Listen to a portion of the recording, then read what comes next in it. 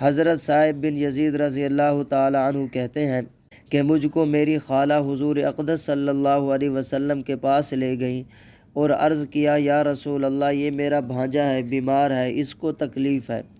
حضور اقدس صلی اللہ علیہ وسلم نے میرے سر پر ہاتھ پھیرا اور میرے لیے دعائے برکت کی، اور حضور اقدس صلی اللہ علیہ وسلم نے وضو فرمایا تو میں نے حضور اکرم صلی اللہ علیہ وسلم کے وضو کا پانی پیا۔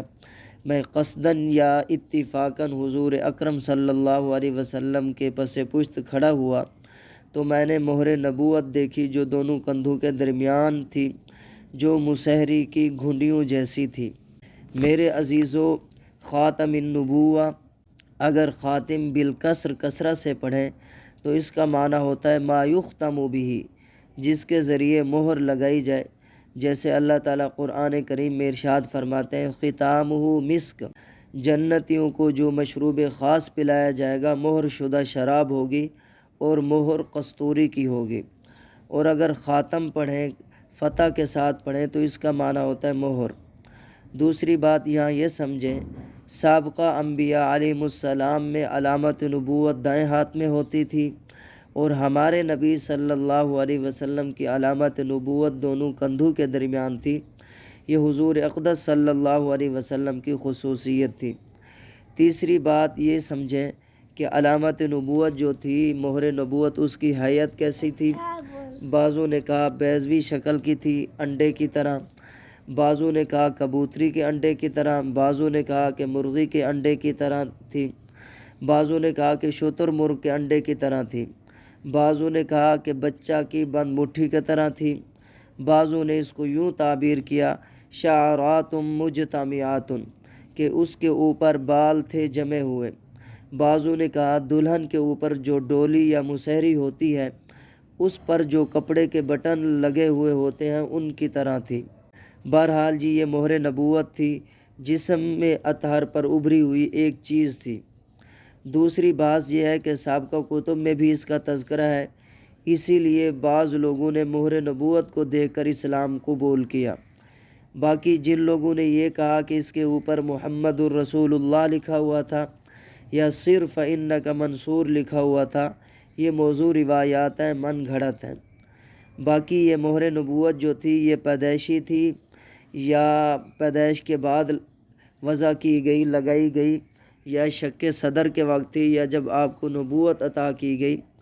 اس کے بارے میں شیخ الحدیث مولانا زکریا تو یہ فرماتے ہیں یہ پیدائشی تھی، جبکہ علامہ ابن حجر اور قاضی ایاز مالکی رحمۃ اللہ علیہ فرماتے ہیں یہ پیدائشی نہیں تھی بلکہ شک صدر کے وقت لگائی گئی تھی، اور یہی راجح قول ہے۔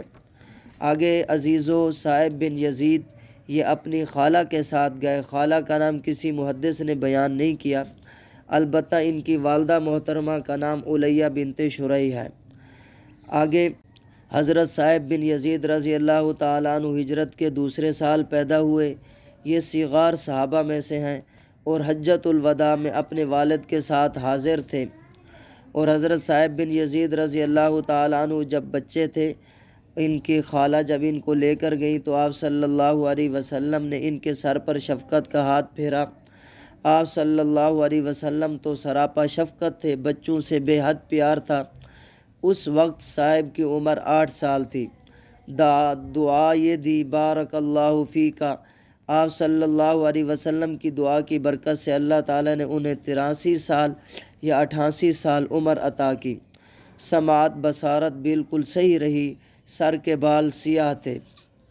میرے عزیزو، اس سے معلوم ہوا کہ اولیاء اللہ اور صالحین سے دعا کرانی چاہیے۔ وضوئی بالفتح، فتح کے ساتھ پڑھنا چاہیے۔ حضور اقدس صلی اللہ علیہ وسلم کا مستعمل پانی صحابہ کرام تبرک سمجھ کر پیتے تھے۔ حدیث شریف میں ہے وَإِذَا تَوَضَّأَ كَادُوا يَقْتَتِلُونَ عَلَى وَضُوئِهِ، جب آپ صلی اللہ علیہ وسلم وضو کرتے تو اس پانی کو لینے کے لیے صحابہ کرام دوڑتے تھے، پانی نیچے نہیں گرنے دیتے تھے۔ جس کو پانی نہ ملا اس نے دوسروں کے ہاتھ کی تری حاصل کر لی۔ صحابہ کرام رضوان اللہ علیہم اجمعین کو آپ سے کمال محبت تھی۔